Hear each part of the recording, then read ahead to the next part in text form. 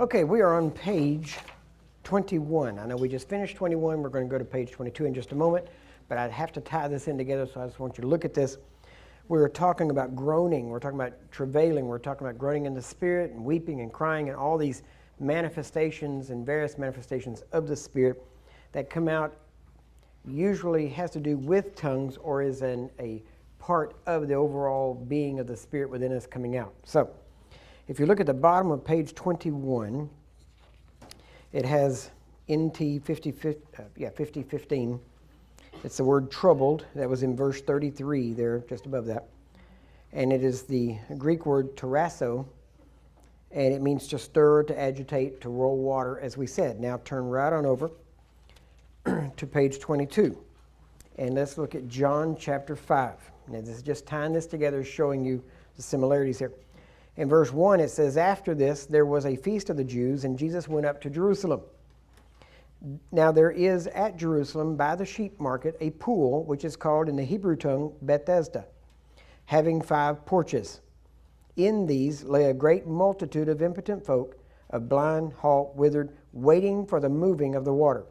For an angel went down at a certain season into the pool and troubled the water. Whosoever then first, after the troubling of the water, stepped in, was made whole of whatsoever disease he had.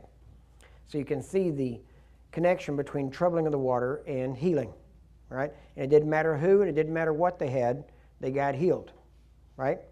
Now that alone, the fact that it was a pool of water, that an angel would come down and trouble, should show you right there. And it says that whoever got healed of whatsoever, should prove to you that the disease and the sick person is not the key point in healing. All right? It's not, which is funny because in the church, that's all that counts, right? It's what this person did, it's what they didn't do, it's what, God's will is not his will today or something else, and it's, this person, and they sin, they didn't sin, they have faith, they don't have faith, they something, but it's always God and the sick person. And here, many times today there is a sick person, or even what their disease is. Their disease is a punishment. It's a, character builder, okay, something like that. And honestly, usually when people get really sick, they don't have good character, okay. Selfishness comes out. I'm not saying, anything negative about them, just saying that's what happens, okay. When people hurt, they're not fun to be around, generally speaking, right? Because pain, especially constant pain, tends to put people on edge, which makes them generally agitated and, upset. So, but here he says, and I want you to notice this, where it said in verse 4, and troubled the water. You'll see it's underlined in your manual. And if you look there, that is the Greek word NT 5015. It's the Greek word tarasso, right? And it means to stir or to agitate. Now, you do realize that is exactly the same word just now on the other page in that we just looked at in verse 33, where it said that he groaned in the Spirit and was troubled. And now notice, he groaned in the Spirit. That was him seeing and knowing and getting fed up with. And then troubled was stirring up the Spirit within him, right? Agitating the water of the Spirit, as we would say. And over here, we connect that with John 5, where it talks about how the water was troubled. And when the water was troubled, somebody got healed. Well, whenever Jesus troubled the Spirit within him, somebody got raised from the dead, right? Same word, same idea, same understanding, okay? Next, and said, verse 34, where have you laid him?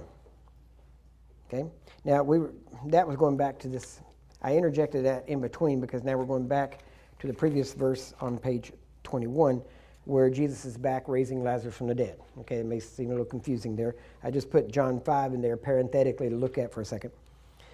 And then Jesus said, where have you laid him? And they said unto him, Lord, come and see. Then verse 35, Jesus wept. Okay. Then said the Jews, behold, how he loved him. And some of them said, could not this man, which opened the eyes of the blind, have caused that even this man should not have died? Jesus, therefore, again, groaning in himself. In himself. Now, isn't that what Paul said? He said, we groaning in ourselves, right? It's the same idea. Then he, groaning in himself, comes to the grave. It was a cave, and a stone lay upon it. And Jesus said, take ye away the stone. And Martha, the sister of him that was dead, said unto him, Lord, by this time he stinks, for he has been dead 4 days. And Jesus said unto her, said I not unto thee, that if you would believe, you would see the glory of God? And then they took away the stone from the place where the dead was laid, and Jesus lifted up his eyes and said, Father, I thank you that you have heard me. Now, at this point, there's no movement. How does Jesus know God heard him? Because he knows he hears him, right? He didn't wait and see Lazarus come to the door and go, oh, God, I'm glad you heard me, right? Jesus wasn't wondering. He wasn't hoping and praying, right? He was believing and saying, right? And he said, I thank you that you've heard me, and I knew actually, that thou hearest me always. But because of the people which stand by, I said it, that they may believe that you have sent me. So the only reason he prayed was so that people would know he was connected to God. That's the only reason, right? Isn't that what he said? So, and when he had thus spoken, he cried with a loud voice. So see, we are scriptural in getting loud, right? Nothing wrong with that. And what he cried with a loud voice was, Lazarus, come forth. And then notice he didn't say, Father, please heal Lazarus, raise him from the dead. Father, do something, right? He commanded Lazarus. He said, Father, I'm talking to you just so these people can hear me talking to you, so they'll know I'm connected to you, and I thank you for it. I'm glad you hear me, and I know you always hear me, so I just want to thank you. Then he turns to the problem and speaks directly to the problem. He not once did he ever talk to God about Lazarus. That's something. Never talked to God about Lazarus. Okay? And he that was dead came forth, bound hand and foot with grave clothes, and his face was bound about with a napkin. And Jesus saith unto them, loose him and let him go. So he told the men that rolled away the stone to loose him and let him go. Now, you kind of wonder what was going on with Lazarus when first off, if you knew how they were prepared, how did he stand up? Because they were like mummies. Literally, it was hard. It was a case around him. So obviously something went on in the tomb here that we're not made privy to. And so he stood up and then moved to the door. And again, it doesn't say how that happened, right? But he moved to the door, and then they said, Jesus told him to let him go. And now look at Romans chapter 8, verse 34. It's right there on page 23. Jesus himself makes intercession for us. Who is he that condemneth? This is Paul writing to the Romans. It is Christ that died, yea, rather that is risen again, who is even at the right hand of God, who also makes intercession for us. Now notice his Spirit in us also cries through us to intercede for us. Right? So now you got Jesus and the Spirit working together in harmony to speak through. Now, Jesus is seated at the right hand of the Father, but he also lives in you. Okay? But the Bible talks more about the Spirit being in you than Christ being in you. Okay? Now, admitted they're one and the same. They're connected, right? So they're in union. But the idea is that the Spirit in you makes intercession, and then our high priest takes that intercession and ever lives to make intercession for us. So what we pray out by the Spirit goes to Jesus, okay? And Jesus makes that intercession before the Father. Now, the good thing about that is you may not have much faith in your prayers, but you can have some faith in Jesus' prayers. All right? And the good thing is what he's praying is what you've just prayed. So he's just saying what you said, right? Pretty much that's what he does. He says, you hear that, Father? Yeah, what they said. That's right? And just takes you right on up, okay? Now, Hebrews chapter 7, verse 25. Here Jesus intercedes for us, and we intercede for the lost. Wherefore he is able also to save them to the uttermost that come unto God by him, seeing he ever liveth to make intercession for them. Now, let's go to the next page, page 24. We're going to talk about crying aloud. We're going to look at some of the various aspects of what we had mentioned earlier. In Psalm 55, verse 16, it starts out saying, As for me, I will call upon God, and the Lord shall save me. evening and morning, and at noon will I pray and cry aloud, and he shall hear my voice. He will pray and cry aloud. Okay? See, we're going to have to break in the church, and there's a time and a place for things. Okay? And there are certain meetings that are for certain things.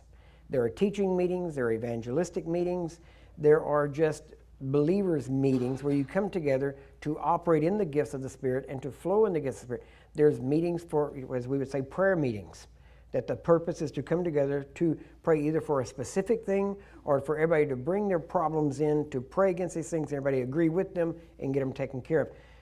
Our problem is we try to play different games by the same rules. And there's different games and different rules, right? So with different types of meetings, there are believers meetings and then there are unbelievers meetings. One of the reasons why the church doesn't grow very much is because we treat every believers meeting like an unbelievers meeting. We'll have a room full of people that are saved that you deal with every Sunday, and then one person will come in that you're pretty sure is not saved, and all of a sudden your entire service will go toward evangelism, and everybody else, everything has to drop to the lowest common denominator rather than rising up. When I was in South Africa, I guess a couple of years ago now, maybe 2 years ago, we were in Durban? Nope, somewhere around there. Either Durban or Cape Town, regardless. I was preaching one night, and it was the healing service. And usually at a healing service, I try to preach something about healing. You would think that would go kind of together. And so, but it was strange this night because I'd been teaching the DHT, I think, all week. And then when I got up to speak that night, I knew kind of the direction I was going. I knew it had nothing to do with healing. And I thought, okay, this is going to be different. But since it's not their faith that counts, it doesn't really matter what I preach, right? Because I know what I'm going to do no matter what. So I got up and I went to Colossians. And I basically did just a simple exposition of Colossians, a fairly short book, and just went through it verse by verse and hit some highlights on it. Didn't go in detail every verse, but hit the main things. And the main thing was about you being connected with God and being connected with Jesus and the fullness of the Godhead dwelling in Jesus, and now Jesus dwells in you and the fullness of God dwells in you, and you're supposed to walk in this life and how you're supposed to walk and all of this life coming out of you. It's kind of a precursor for the new man, basically.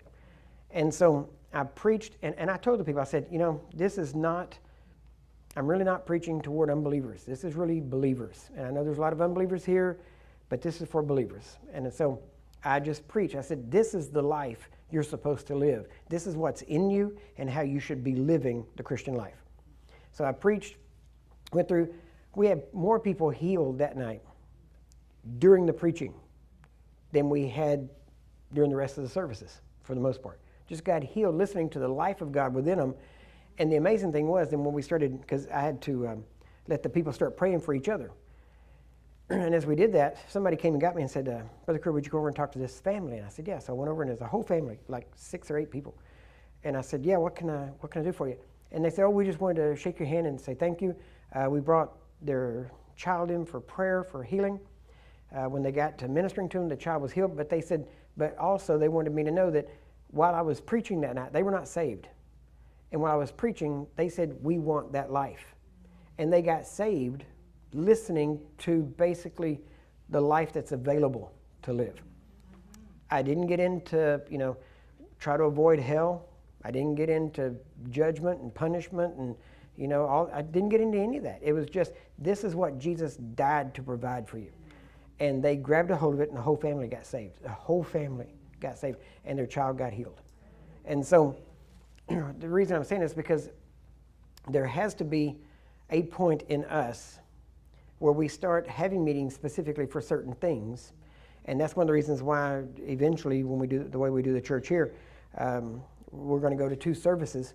And the early service, which is the one that most non-saved people don't come to, right? They come to the, like the 11 o'clock service is when your non-saved people come, right? Because they want to sleep in late because they were out partying on Saturday. So, which unfortunately also applies to some Christians. But anyway, we're going to go to an early morning service even before the 11 o'clock, and the early morning is going to be for believers.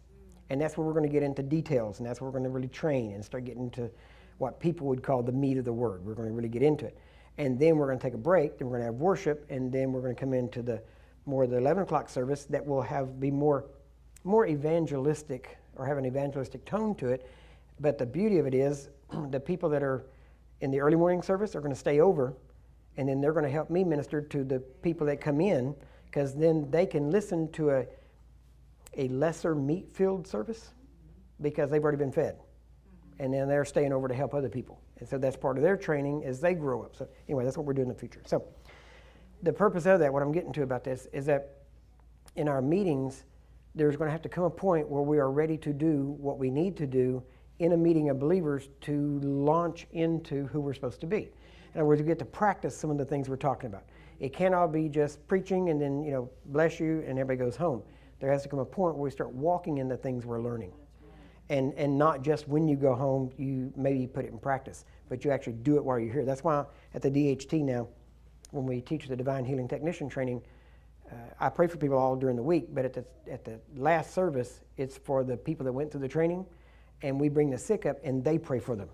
That way they get to practice right then, and they get to see people get healed right then under their own hands, and they get to activate it before we leave. So this goes back into this point where he says, I will pray and cry aloud.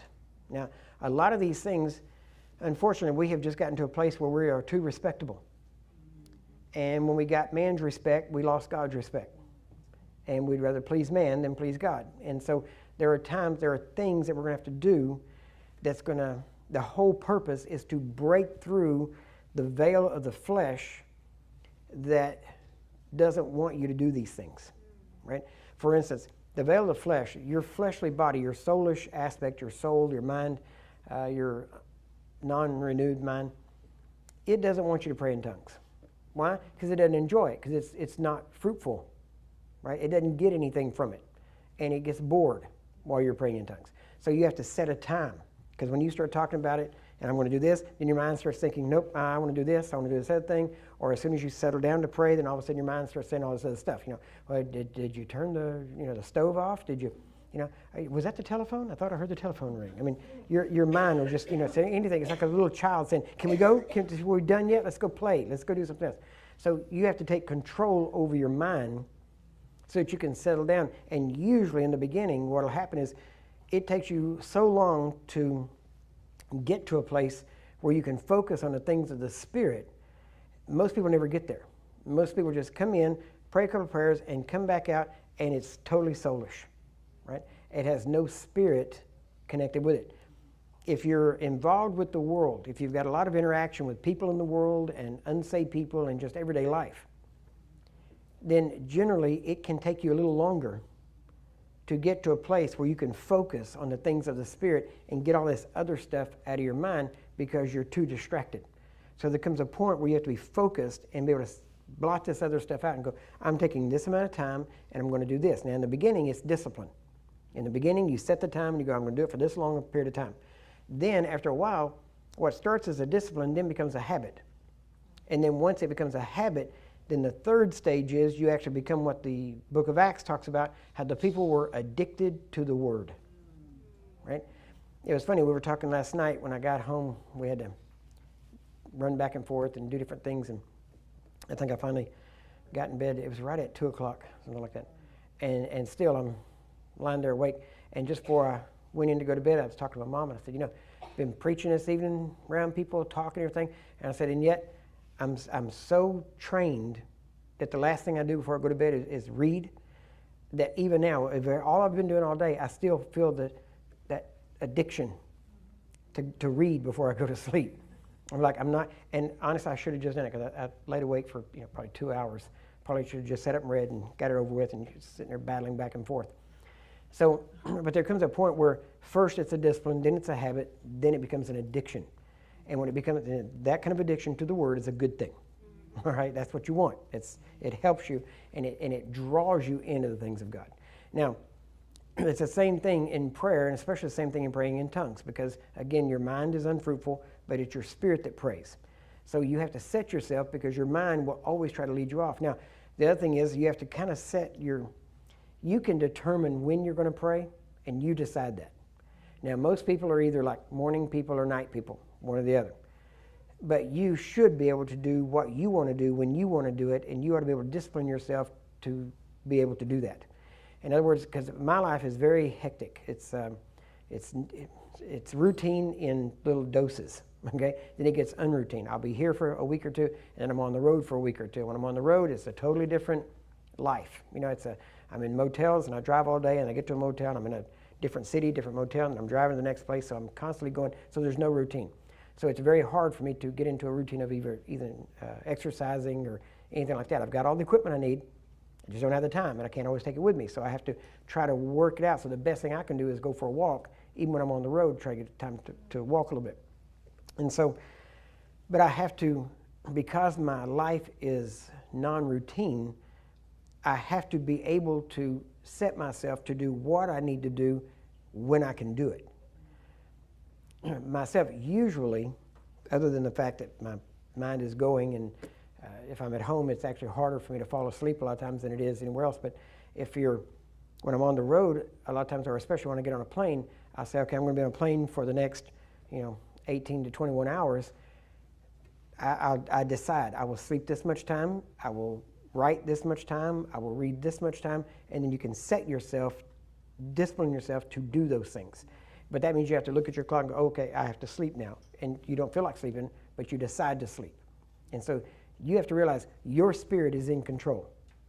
You have to take control of your soul, and you have to take control of your body and tell your soul and your body what you want it to do. Now, if you're a night person, you should be able to discipline yourself to be able to say, I'm going to get up at 6 o'clock in the morning, 7 o'clock, whatever time is really early for you, and say, I'm going to pray for an hour. And I'm going to do it like I mean it, right? Not just get up and stand half asleep. You got to do it like you would do it at your peak hour. So you have to learn to do it. Why do you have to do this? Because there's going to come a point, if you are serious with God and you're building yourself up in the Spirit, that God's going to need you to do something for somebody, and I guarantee it's going to be at an hour inconvenient for your normal life, right? It will come when you're not ready. So you have to live ready, okay? You have to be ready to be able to do whatever you need to do. That's why you need to pray in tongues today. You say, why? Life is good, because you don't know what tomorrow is, right? And you don't want to wait till tomorrow to do it, because when they call you and say, hey, somebody just dropped dead, you don't want to go, well, call me back in 3 days, put them in the freezer until I get ready. No, you can't do that, all right? You have to be ready right then, right? So you get ready now, and you build up so that tomorrow, if you don't have time to get built up, you can release what you've already got, right? Now, if you have a hard time getting up in the morning, do something. When I first started, now I've gotten to a place where I'm pretty much any time of the day. If I'm up early, I'm awake. When I get up, I'm up and gone. I'm wide awake as soon as I get up. At night, when I stay up late, that's usually when my kids were growing up. I stayed up late at night after they went to sleep, because that was the quiet time and I could write and read and all that kind of stuff. So with me, I can really shift any time to do what I need to do. But when I first started, especially in the morning, it was hard because I was more of a night person. And I actually had to set myself to be able to get up and stay awake and pray like I needed to.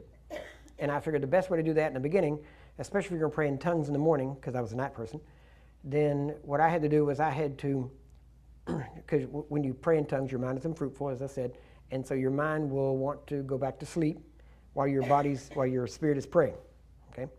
So I decided the best way for me to stay awake, because I'd go in, I'd get on my knees, I'd start praying, and pretty soon I'd wake up 2 hours later, And so then I would try sitting, and laying, prostrate before the Lord doesn't work, right? As soon as you lay down there, yeah, look, you're just gone.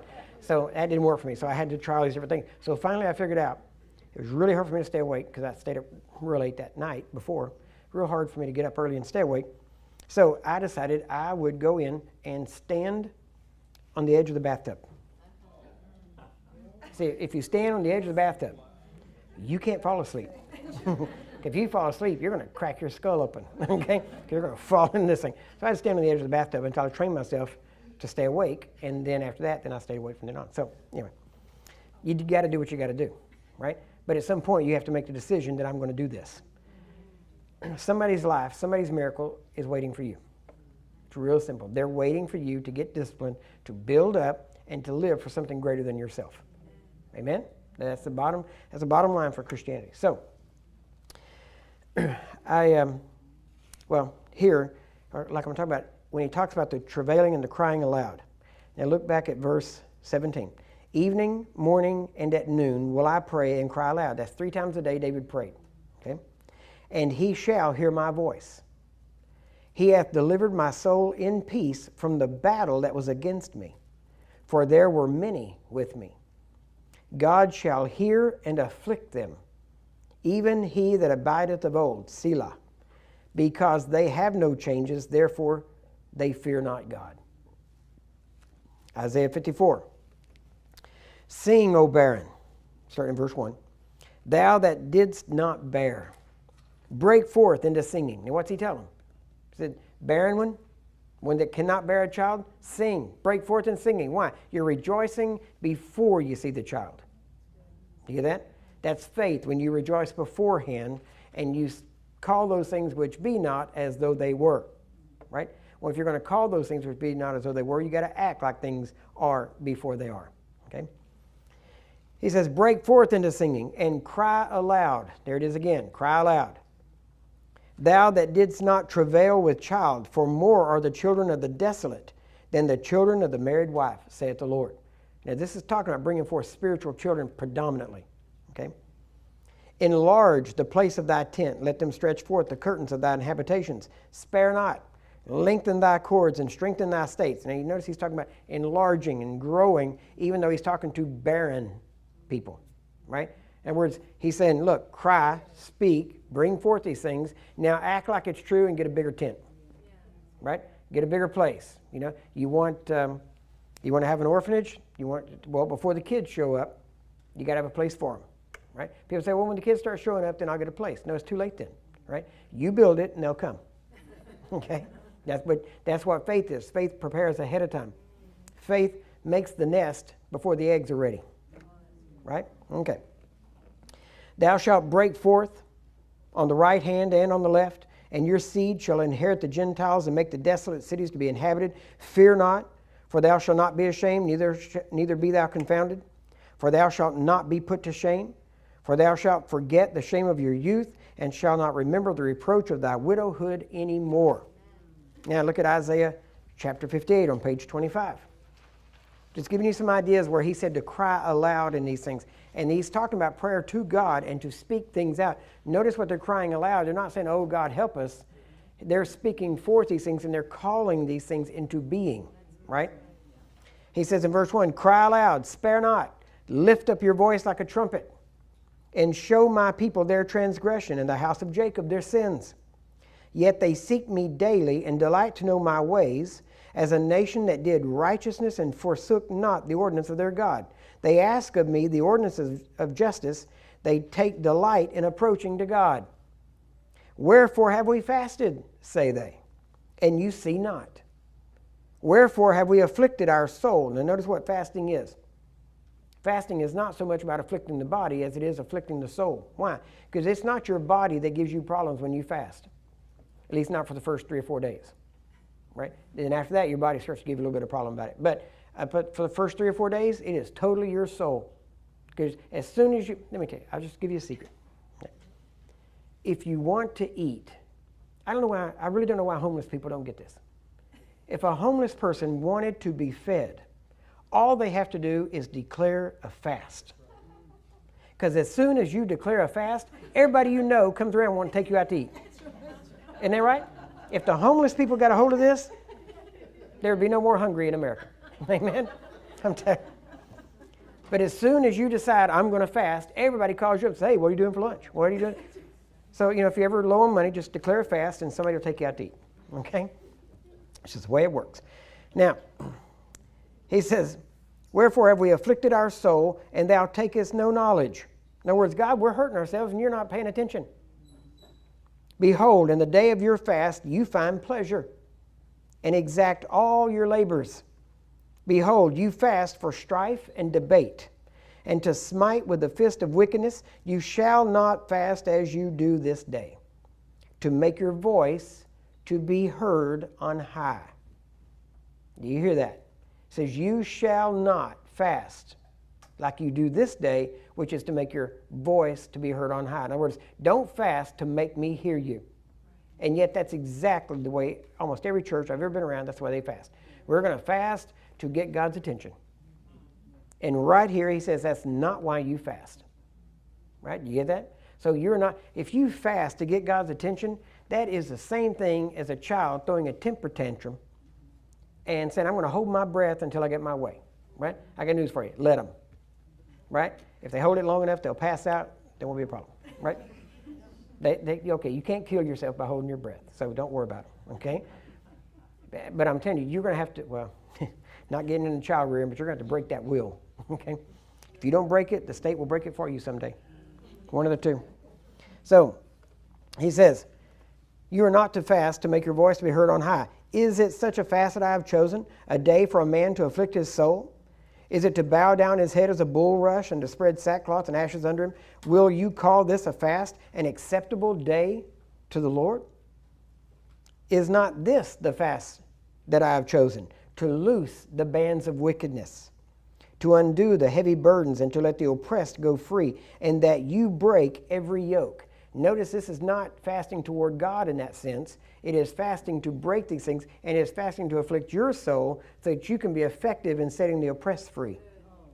Fasting is to fix you, not to fix God. Right? Fasting is to kill you. It's to help you die to self so that Christ who is in you can be seen. Right? It is not to get God's attention or to fast in a way to try to get God to do something. You know, we're going to twist God's arm by fasting. If we fast long enough, he will give us what we're asking. No. What you're doing is you fast so that you die enough to get his will in your life and to live out his will through your life. So, he says, and that you break every yoke, verse 7, is it not to deal your bread to the hungry, and that you bring the poor that are cast out to your house? When you see the naked, that you cover him, and that you hide not yourself from your own flesh. But yet that's what everybody does. In other words, he says, isn't the reason you fast is to cook your food and take it to the hungry? Yet when you fast, most people, oh, don't give me around food. Oh, I'm fasting. You don't give me around food. I'm trying to fast. No, it's not for you to avoid food. It's for you to cook food, and you decide not to eat it so you can take it to the hungry. Right? If you're only not eating because you're staying away from food, there's no virtue in that. Virtue is being right there and going, no, I refuse. I'm in charge of my body. I'm in charge of my soul. Body and soul, shut up. You are not eating. The poor, the hungry are going to eat this, and then you take it to them. Right? And then you tell them, when you're there talking, listen, I cooked this. I brought it to you. I'm not eating. You're going to eat. Now, why do you let them eat and you not eat? Because while their mouth is full, yours is not. And you can talk to them while they eat. And you can preach. And you can witness to them. And tell them things. It's not just so you can go have a meal together. Right? You take them to eat. And while they're eating, their mouth is full and they can't talk. So you talk. Right?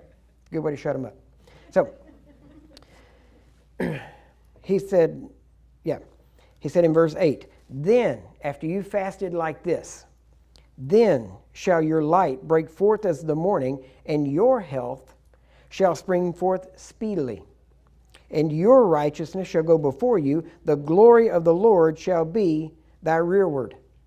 Okay? In other words, he's got your back. Okay? Then shall you call, and the Lord shall answer. You will cry, and he shall say, here I am. If you take away from the midst of you the yoke, the putting forth of the finger, pointing the finger at people, and speaking vanity, and if you draw out your soul to the hungry and satisfy the afflicted soul, then shall your light rise in obscurity, and thy darkness be as the noonday. And the Lord shall guide thee continually. Hear that? Not every now and then, continually. Now this is in the Old Testament, and yet this is one of the key promises of being in the New Covenant. That as many as are led, constantly led, the original Greek says, consistently led, every day, constantly led, they are the sons of God. So that is a key thing, to be continually led. Most people think of leading as, well, God led me to do this at that time. I wish God would lead me to again like he did before. No, those are special leadings. The everyday leading is what Romans 8 talks about, which is to kill the deeds of the flesh and to do what you're supposed to do. And you don't need a leading to lay hands on the sick, to pray for the sick, to cast out devils, to do anything else, because you already have a commandment that says to do it. You don't need a leading to obey a commandment. Remember that, all right? A commandment is the leading to obey it. right? If it wasn't, it'd just be called a suggestion, right? It's not a suggestion. It's a commandment. You got that? So, he says, the Lord shall guide thee continually and satisfy your soul in drought and make fat thy bones. Now, that is not as bad as it sounds, okay? What he means is he's going to take care of you, okay? You're not going to go hungry, and you're going to be healthy and strong. And you shall be like a watered garden and like a spring of water whose waters fail not.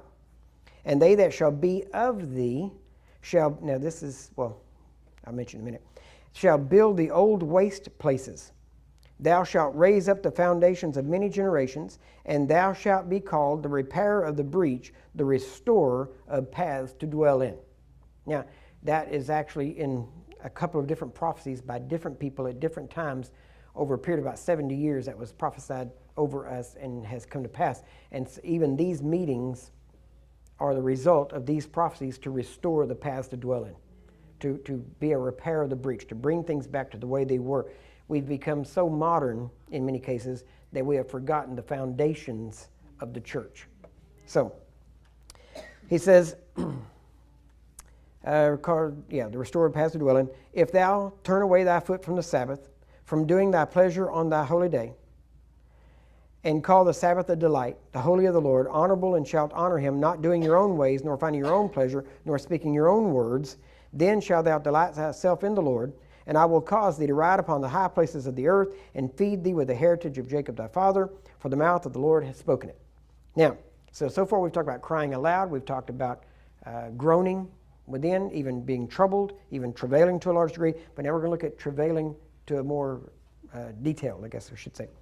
In Isaiah chapter 66, starting in verse 6, a voice of noise from the city, a voice from the temple, a voice of the Lord that renders recompense to his enemies. Before she travailed, she brought forth. Before her pain came, she was delivered of a man-child. Who hath heard such a thing? Who has seen such things? Shall the earth be made to bring forth in one day, or shall a nation be born at once? For as soon as Zion travailed, she brought forth her children. Shall I bring to the birth and not cause to bring forth? Saith the Lord. Shall I cause to bring forth and shut the womb, saith thy God? Now, what he's saying is, here he's saying, listen, as soon as they travailed, they brought forth. God was waiting, because he has to, waiting for Zion, in this case the church, to travail, to bring forth. And as soon as they did, just like with Daniel, as soon as Daniel prayed, he said his prayer was heard and the angel was sent with the answer. But it took 21 days to get through. Why? It wasn't on God's part, and it wasn't on Daniel's part.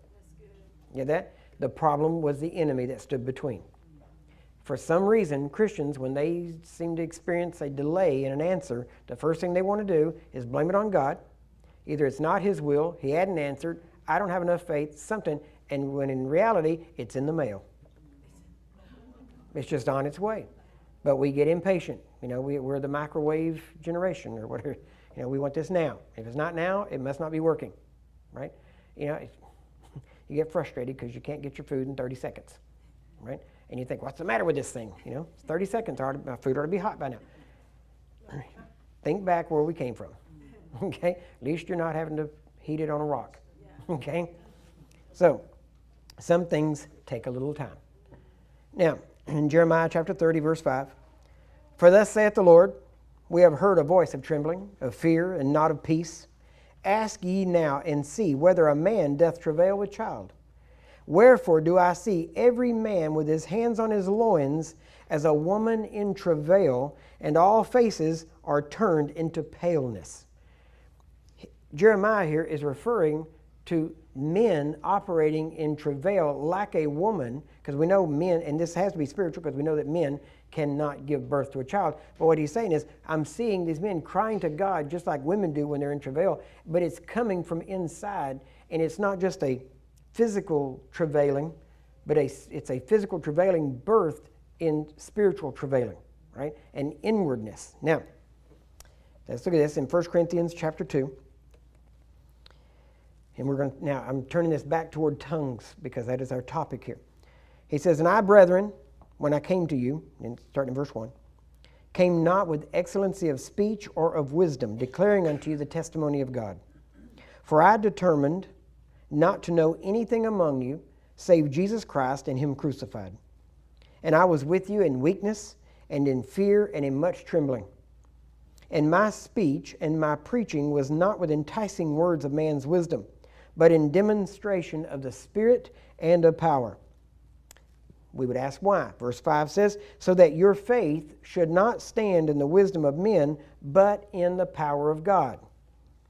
Howbeit, we speak wisdom among them that are perfect, yet not the wisdom of this world. So now you notice he's talking about a wisdom that he speaks, but it's not the wisdom of this world. Now James tells us there's two types of wisdom. There is an earthly wisdom, which is devilish. And then there is a divine wisdom, which is godly. Isn't that right? So we have two types of wisdom. Here he says, I came to you with a wisdom, but it was not wisdom like man has. It was not earthly wisdom. It was not devilish wisdom, but it was divine wisdom. Now watch what he says. He said, yet not the wisdom of this world, nor of the princes of this world that come to nothing. But we speak the wisdom of God in a mystery. Hear that? He speaks it in a mystery. Even the hidden wisdom, which God ordained before the world unto our glory. Now, here's what you have to realize. You think you discovered God. In reality, he's been waiting for you to show up, and his plan includes you. Right? He planned way ahead for you to get here. He knew you were going to be here. This is not a surprise to him, and he planned this from before the foundation of the world. Right? So you're not going to take him by surprise. That's why God never gets in a hurry. Why? Because it's not a surprise. There's no crisis to him. There's no emergency to him, right? When you think in terms of the working of miracles, they're only a miracle to us. They're not miracles to God, right? When you can do anything, then nothing's a miracle, right? I mean, think about that, right? It's not a big deal to him, okay? It is only a big deal to us. So that's why he calls these things. But yet, notice, even though it's not a big deal to him, he made provision for that for every believer. That's how much he takes care of us. So he says, even the hidden wisdom, which God ordained before the world unto our glory, not even unto his glory, but to our glory. Why? To give us a part in his great plan, which none of the princes of this world knew. They didn't know this plan. For had they known it, they would not have crucified the Lord of glory. In other words, had they known what the crucifixion was going to bring about, they surely wouldn't have done it. Why? Because the crucifixion, listen, do you think that the devil would care if the crucifixion just got you saved? That's all it did was that, okay, now when you die, you get to go to be with God. What would he care? What would he even care? The reason the devil hates the crucifixion is because if Jesus didn't leave, he couldn't send back his spirit. And now, whenever the devil only had to deal with one man walking around this earth filled with God, now all men can be filled with the Spirit of God. And instead of, on the day of Pentecost, instead of dealing with one Jesus, he's dealing with 120. Now all of a sudden it's a whole lot harder for the devil to keep his hands on and knowing what all is going on. It's hard enough stopping one. He couldn't even stop him. Now what's he going to do with 120? And pretty soon he's got 3,000 more. And pretty soon, daily, were added to the church, such as should be saved. And all those that were added to the church, every one of them got filled with the Spirit. Why? Because that was the norm. Every one of them began speaking other tongues. Every one of them began exhibiting displays of power. And that's what Jesus was trying to get to. And that's why the devil didn't want it to happen, because had he known that was going to take place, he would have never crucified Jesus. It'd be much better just let him live and let him go on and let him live his one life and let him go on doing whatever he did. But instead, the devil didn't know it, didn't know what was going on, and he had his henchmen kill Jesus, and because of that, it spread. Amen? Because if he had known it, he wouldn't have done it. Now, he says in verse 9, but as it is written, eye hath not seen nor ear heard, neither have entered into the heart of man the things which God has prepared for them that love him. And we've always heard that quoted, but we never heard this next part hardly. In verse 10, he says, but, okay, that used to be true. That's an Old Testament quote. That used to be true, but it's not true anymore. He says, but God hath revealed them. Them what? The things that God has prepared for those that love him. Things that eye hadn't seen and ear hadn't heard. right? Now, see, we read that, we go, oh yeah, nobody knows what it's going to be like over there. Oh, I hadn't seen and there. Oh, the things that God, the mansions that God has prepared for us. That's not what he's talking about at all. That has nothing to do with what he's talking about. What he's talking about there is he says, you have no idea what God has prepared for us. Why? Because in the Old Testament, they didn't have an idea. They had no clue. There was no idea of what the resurrection was going to bring about. But it says now God has revealed these things to us. Now watch. How? He has revealed these things to us by his Spirit. Why do you think he wants his Spirit in you? So you can know. That's what he says. For the Spirit searches all things, yea, the deep things of God. For what man knows the things of a man, save the spirit of man which is in him? Even so the things of God knoweth no man, but the Spirit of God.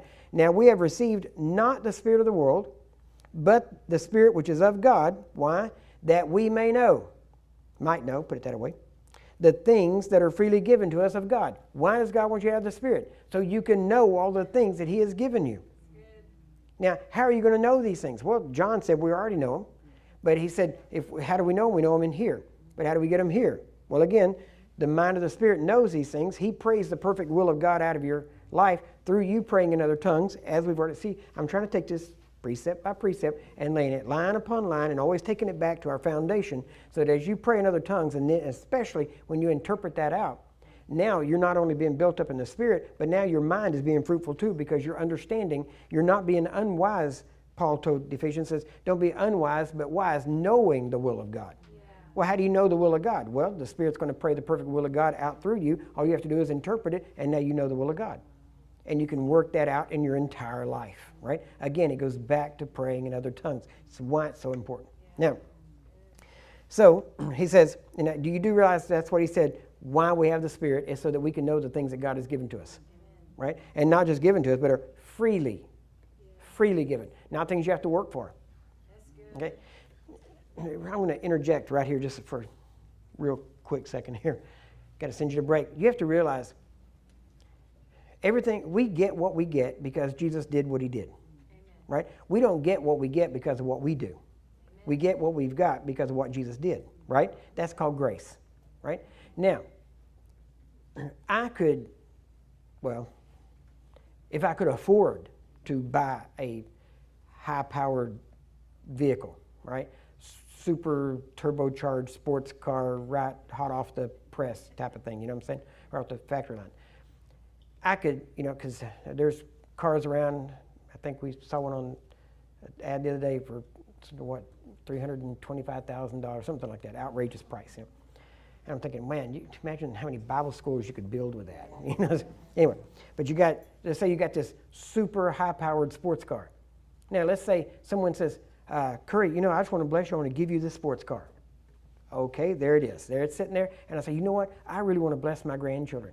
I've got a grandchild that he's 10, and I've got him all the way down to, actually sons and daughters, all the way down to 2. So what I'm going to do is I'm going to take my 10-year-old. I really want to bless him the very best I can. I want to give him this $325,000 car.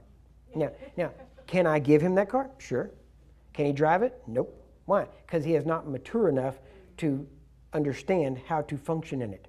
If I gave it to him, put the key in it, started up, and said, now put it in gear like this, and there you go. Guess what? I just killed my grandson. Isn't that right? Why? Because he's not mature enough to handle it. There are things, and this is where people miss it. I don't know why. There are things that God has provided for us that are available. They're done. They're set. But if I want to partake in that, then I have to be ready for that. Now, it's not me deserving it. See, here's where people mess up. They think, okay, if I do this, I'll deserve that. And if I do this, then God will give me that because I deserve it, or because I've worked for it, or whatever I've done. Somehow I've done something, and then it's no longer a gift, then it's the wages. You get it? And God's not going to be beholden to anybody, right? So he's already done so much more for you that he will, no matter what you do, he will never owe you a thing, right? But yet we owe him everything, okay? But now, it's just like in the military, or even in the Olympics. I could maybe talk to somebody and get you a place on an Olympic team. I might be able to get you on the field track and field team where you're going to run the 440, 880, whatever it is, different tracks. I could get you on the team maybe. But now, if I wrote you and said, here, I got you on the team, you're in. And you go, oh, that's awesome. And you just keep sitting there on the couch. And that's good. That's going to be fun, man. I can't wait. When's the Olympics coming? Oh, 2 weeks? Okay, that's going to be fun. I can't believe I'm in the Olympics, right?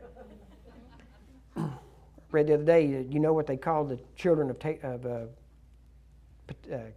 couch potatoes? Tater tots. So, now, okay. But I can get you on the team, right? But if you go out there without having prepared, you're not going to win. And you're going to look like an idiot. Isn't that right? I'm just speaking blunt. It's not that you deserve to win just because you trained hard. A lot of people train hard, right? But you have to train right. And then you have to run so as to win. Right? So it's not that we look to God and go, okay, God, I'm going to fast. And when I fast, you're going to give me a gift. No, I fast so that I can shed myself so that I can operate effectively in this gift. God's not waiting to give me the gift. He gave me the gift when he gave me Christ. But there's still so many layers of me that you can't see the gift. But as I die and I start peeling off layers of me, then the gift can be operated because it's closer to the surface. Does that make sense to you? So it's not that we deserve the gift. The gift's there. You lack nothing in that sense. You were born again complete in Christ. I'm switching over into the new man now for a minute. Right, but you're born again complete in Christ. Now, just because you're born again complete doesn't mean you can function fully in all of it. Why? Because you have to renew your mind. And there are disciplines that you are going to do that if you don't do, you will never fully function to the potential God ordained you to function. It says in every house there are vessels of honor and dishonor. But a good man, right? He says, but if you're going to be a vessel of honor, then you will purge yourself. You get that? You purge yourself. It's not that God does it. Why? God says, look, I've given you my name, my word, my spirit. I've given you gifts. I've given you power. I've given you everything. What are you going to do with it? And what do we want to do? We want to have a party. Now, understand what I mean by that. We want to just enjoy it and bask in it rather than use it for the purpose that it's intended. It'd be like, okay, if I had a $325,000 sports car, what good would that do me?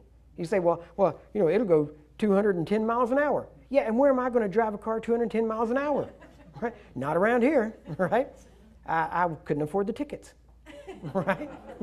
So we have to realize what we have to get ready to use, and we have to grow up to be able to use it. Now, it's not that God is waiting for you to attain something to give it to you. He's waiting for you to shed something so that you can function in what he's already given you. Do you get that? It's not God, it's not a reward. God is not rewarding you with gifts. He is allowing you, he's already given you that reward. He's already given you these things. Now it's up to you to shed enough of yourself so that only Christ can be seen. Right? Now, he says in verse 13, which things also we speak not in the words which man's wisdom teaches, but which the Holy Ghost teaches. Now hear that? This is not words that man teaches or man's wisdom, but words which the Holy Ghost teaches. Now, I guarantee you this is a direct reference to praying in tongues.